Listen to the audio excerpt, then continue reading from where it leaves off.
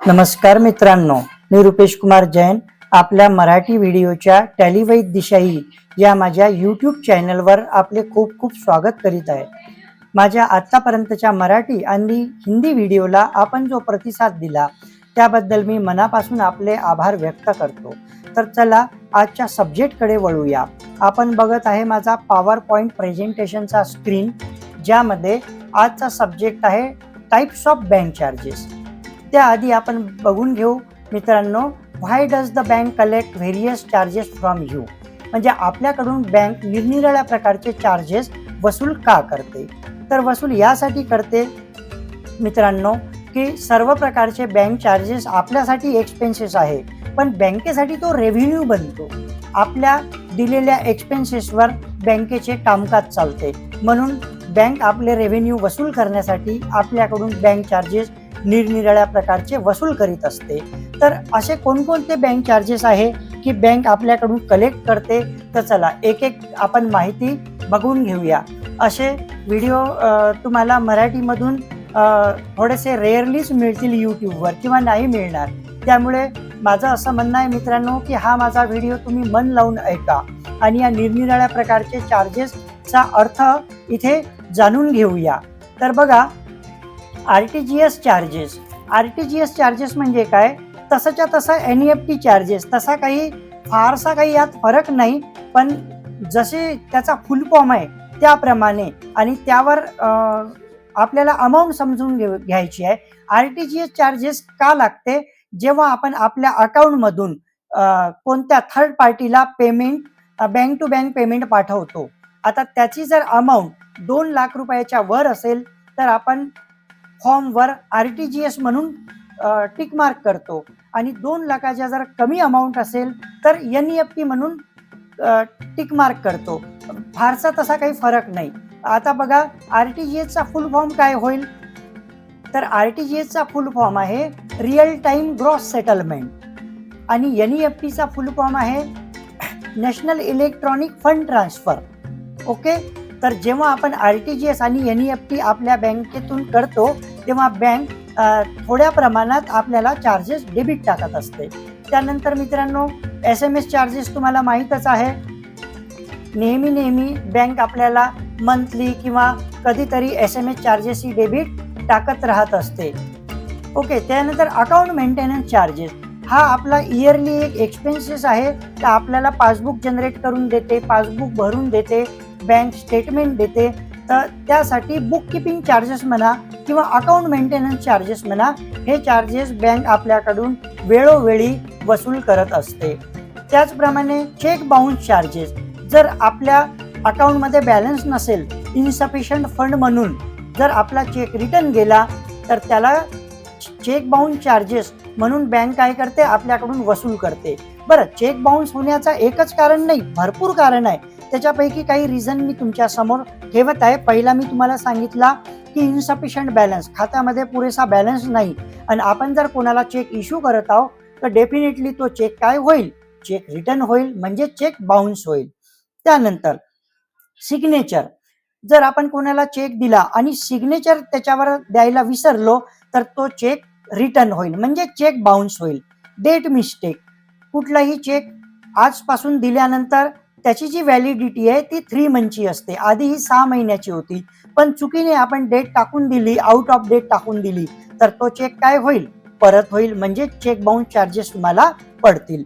Amount and words not matching, जर तुम्ही amount लिहिलेली आहे 1,02,000 आणि तुम्ही वर्ड्समध्ये 1 लाख लिहिले तर तो चेक बाउन्स होईल, कारण तुमची अमाऊंट आणि वर्ड्स मॅच होणार नाही। त्यानंतर चेक नॉट क्रॉस, जर तुम्ही कोणाला अकाउंट पेई चेक देत आहे 20,000च्या वर आणि त्याला जर तुम्ही क्रॉस करायला विसरले तरी सुद्धा तो चेक काय होईल, बाउन्स होईल। तर असे निरनिराळ्या प्रकारचे रिझन आहे चेक बाउन्स होण्याचे मित्रांनो। म्हणूनच मी तुम्हाला पुन्हा सांगतो की माझा हा व्हिडिओ मन लावून ऐकत राहा, आणि जर तुम्हाला माझा व्हिडिओ आवडत असेल तर फटाफट याला लाईक करून घ्या मित्रांनो। लाईक केल्याशिवाय राहू नका, कारण तुमच्या लाईक केल्याने मला बूस्ट होण्यास खूप मदत मिळते। त्यानंतर 6 नंबरवर बघा मित्रांनो, stop payment charges.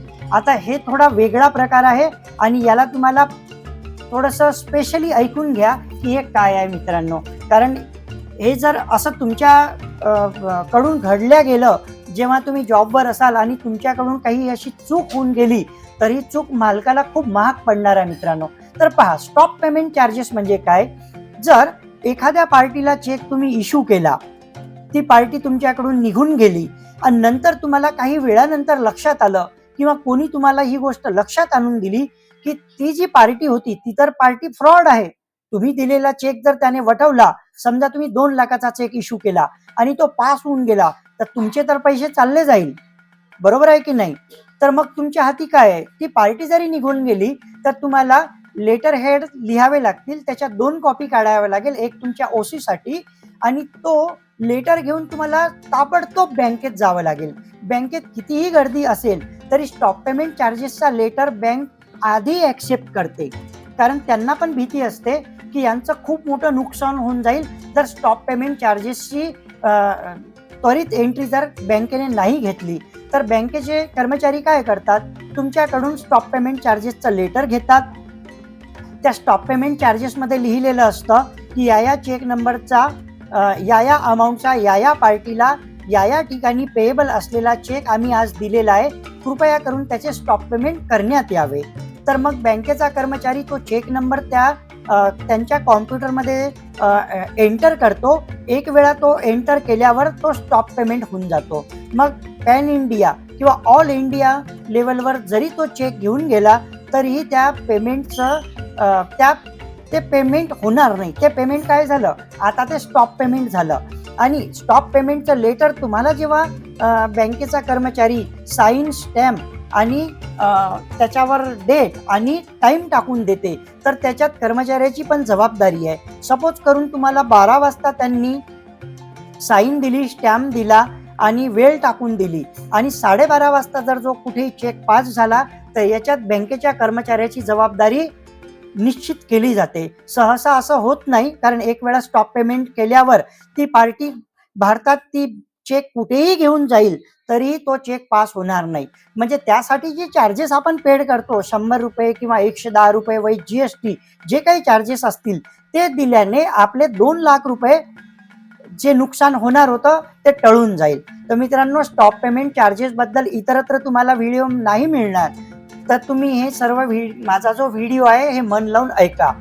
Check OBC याचा अर्थ काय मित्रांनो, तुमच्याकडे एखाद्या पार्टीचा चेक आला तर तुम्ही तो बघितला किंवा नाही बघितला, चेक तुम्ही टाकून दिला तर तो लवकर पास होणार नाही. ओबीसीचा अर्थ होतो आउट बिल कलेक्शन. तुम्हाला माहित आहे, चेकला बँक चेक म्हणत नाही तर बिल म्हणते, बिल. आणि आउट बिल कलेक्शनचा अर्थ होतो की तुमचं गाव आहे कारंजा घाडगे आणि तुमच्या कारंजा घाडगे ती बँक नाही आहे ज्या बँकेचा त्यांनी चेक दिला, तर तुमच्या कारंजाची बँक काय करेल, तुमचा चेक ऍक्सेप्ट करून घेईल आणि तो चेक आहे सपोज करून सारवाडीचा चेक आहे, तर सारवाडीला तो बाय पोस्ट पाठवेल. तिथे पोस्टाने तो चेक जायला 1-2 दिवस आणि तो चेक पास व्हायला 1-2 दिवस आणि परत तुम्हाला पैसे मिळायला 1-2 दिवस. म्हणजे मिनिमम टू मिनिमम 1 वीक लागेल ओबीसीचा चेक, आउट बिल कलेक्शनचा चेक पास होण्यासाठी. आणि तुम्हाला हेवी चार्जेस पण पडतील, कारण तुम्ही चेक घेताना पाहिलेलं नव्हतं की त्याच्यावरची ब्रांच कोणती आहे. म्हणून मित्रांनो, आपल्या गावात असलेल्या ज्या ब्रांच आहे, आजकाल तर पेएबल ऍटपार झालेला आहे, तरी पण बऱ्याचशा बँक आपल्या गावात नसल्यामुळे आपण चेक घेताना ही काळजी घ्यावी की ती बँक आपल्याकडे आहे का, किंवा तो जर चेक ओबीसी असेल म्हणजे आउट बिल कलेक्शन असेल तर त्याचे चार्जेस आधीच आपण वसूल करून घ्यावे ज्याने आपल्याला चेक दिलेला आहे.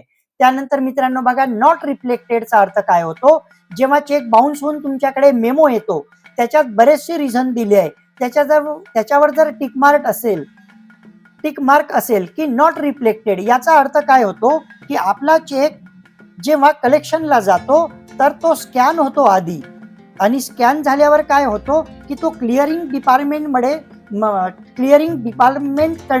तो चेक पास होण्यात जातो. आणि स्कॅनमध्ये जर तो चेक ब्लर सापडला किंवा त्या स्कॅन मशीनला तो चेक नाही समजला तर टेक्निकली त्याला रिटर्न केल्या जाते आणि मग चेक बाउन्स चार्जेस हे तुम्हाला पेड करावे लागतील. तर ते झालं नॉट रिफ्लेक्टेड. आता कॅश हँडलिंग चार्जेस म्हणजे काय, ही एका मुदतीपर्यंत तुम्ही बँकेत डेली कॅश डिपॉझिट करू शकता, पण आउट ऑफ लिमिट जर तुम्ही खूप प्रमाणात बँकेत कॅश भरत आहे तर बँक तुम्हाला कॅश हँडलिंग चार्जेस डेबिट टाकणार आणि अशी एंट्री तुम्ही बँक चार्जेसला घेणार. त्यानंतर एटीएम चार्जेस तुम्हाला माहीतच आहे मित्रांनो, आपण daily day to day transaction बाहेर नेट बँकिंगने करतो, एटीएमने करतो. एटीएम मधून कॅश काढणे, कॅश विड्रॉल, कॅश डिपॉझिट करणे, अशा वेळेस एटीएम चार्जेस बँक आपल्याला आपल्या पासबुकमध्ये किंवा स्टेटमेंटमध्ये आपल्याला दिसत असते. आणि माझं एक अजून तुम्हाला सांगणं आहे मित्रांनो, इतक्या प्रकारचे जेही मी तुम्हाला चार्जेस सांगितले ते सर्वच्या सर्व जे चार्जेस आहेत ते बँक चार्जेस या एकाच हेडमध्ये येतील. आणि जेवढे मी तुम्हाला रिझन दिले हे सर्व तुम्ही वन बाय वन जे काही तुमचा रिझन आहे तुम्ही फक्त हे नॅरेशनला टाकू शकतात. असं होणार नाही की आरटीजीएस चार्जेस पडले तर आरटीजीएस अकाउंट म्हणून एक्सपेन्सेस लेजर केलं, एनईएफटी पडलं ते केलं, SMS केलं तर ते केलं, चेक बाउन्स केलं तर ते, असं होणार नाही. फक्त आणि फक्त बँक चार्जेसचा लेजर ओपन करायचं, त्याला इनडायरेक्ट एक्सपेन्सेसचा ग्रुप लावायचा आणि हे सर्व रिझन मी तुम्हाला इथे शो करत आहे. हे सर्व रिझन फक्त आणि फक्त कुठे येणार? बँक चार्जेसच्या हेडमध्ये येणार. आणि अजून मला म्हणूनच मी इथे इंग्लिशमध्ये लिहिलेलं आहे, all expenses are under bank charges. तर मित्रांनो, मी तुम्हाला या स्क्रीनवरून निरनिराळ्या प्रकारचे बँक चार्जेस आपल्याकडून बँक का वसूल करते, ते बँकेचं रेव्हेन्यू होऊन जातं, ही सर्व तुम्हाला माहिती दिली आहे. चला, याची मी तुम्हाला एक डाटा एंट्री टॅलीमधून करून दाखवतो. तर नीट लक्ष द्या मित्रांनो, मी आता माझ्या टॅलीच्या स्क्रीनकडे येत आहे. इथे मी एक कंपनी ओपन करून ठेवलेली आहे. त्या कंपनीचं नाव आहे टॅली वैद्यशाही आणि माझ्या यूट्यूब चॅनलचं पण हेच नाव आहे, टॅली वैद्यशाही. इथे मी तुम्हाला पुन्हा मेन्शन करत आहे की माझ्या यूट्यूब चॅनलचं नाव आहे टॅली वैद्यशाही. तर चला मित्रांनो, इथे मी गेटवे ॲप टॅलीवरून व्हाउचर्समध्ये येतो आणि मी इथे डायरेक्टली बघा पेमेंट व्हाउचरवर आहे. इथे मी बँक चार्जेस, तर माझ्याकडे लेजर नाही आहे म्हणून मी ऑल सी शॉर्टमध्ये मी एक लेजर ओपन करतो. In the voucher bank charges केलं. इथे मला इनडायरेक्ट एक्सपेन्सेसचा ग्रुप लावायचा आहे मित्रांनो, जो प्रॉफिट अँड लॉसमध्ये येतो नॉमिनल अकाउंटच्या रूलमध्ये. तुम्हाला नॉमिनल अकाउंटचा रूल माहीतच असेल की debit the all expenses and losses, credit the all gains and income. म्हणजे सर्व प्रकारचे खर्च आणि नुकसान हे इनडायरेक्ट एक्सपेन्सेसच्या ग्रुपमध्ये येतात नॉमिनल अकाउंटच्या रूल प्रमाणे. इथेच मी कंट्रोल एने एंट्रीला ऍक्सेप्ट करतो आणि बँक चार्जेस. आता बँक चार्जेस किती लागले तर सपोज करून मी तुम्हाला दाखवतो की 150 रुपये चार्ज लागले होते. मी कॅल्क्युलेशन करतो, इंटू 18% GST करून घ्या, म्हणजे इन्क्लूड किती रुपये? 150 प्लस 27, 177 रुपयाची मला काय घ्यायची आहे? अमाऊंट घ्यायची आहे. आणि इथे मग काय करणार? क्रेडिट काय होणार? तर क्रेडिट माझी बँक होणार, कारण बँक माझ्याकडून पैसे वसूल करत आहे. तर इथे मी काय करतो? नॅरेशन देणार. आता नॅरेशन मध्ये माझ्याकडे भरपूर रिझन आहे. आता मी कोणता इथे रिझन देणार? बिंग चेक, असं करा, याच्यातला मोठा खर्च हा being stop payment charges, being stop payment charges debit by bank. आणि लिहून घ्यायचं. हे आपल्याला कसं माहीत पडलं? As per bank statement. तुम्ही पासबुक पण लिहू शकता, एकच अर्थ होतो, स्टेटमेंट म्हणा की पासबुक म्हणा. ओके, याला आपण एंटर करू. सहसा सेव्हिंगमध्ये तुम्हाला स्टेटमेंट जर घेतलं तर चार्जेस पडतात, म्हणूनच आपण काय करत असतो की डेली पासबुक आपलं फीड करून आणतो मशीनमधून, ओके, किंवा प्रिंटरमधून. चला, याला मी सेव्ह केलं. तुम्हाला मी याचा एक रिपोर्ट्समध्ये दाखवतो. प्रॉफिट अँड लॉसमध्ये बघा, इथे मी ऑल्ट F1च्या स्क्रीनवर आलो. इथे बघा बँक चार्जेस मला पडलेले आहे 177 रुपये आणि मला पाहायचं आहे कधी पण की 177 रुपये कशाचे आहे. तर इथे बघा being stop payment charges debit by bank as per bank statement. 2 एप्रिलला मी ही एंट्री फीड केलेली आहे मित्रांनो. तर माझ्या माहितीप्रमाणे माझा हा व्हिडिओ तुम्हाला समजलाच असेल. व्हिडिओ जर तुम्हाला आवडला असेल तर लगेच फटाफट तुम्ही या व्हिडिओला मित्रांनो, लाईक करत चला, व्हिडिओला शेअर करत चला आणि माझ्या चॅनलला सबस्क्राईब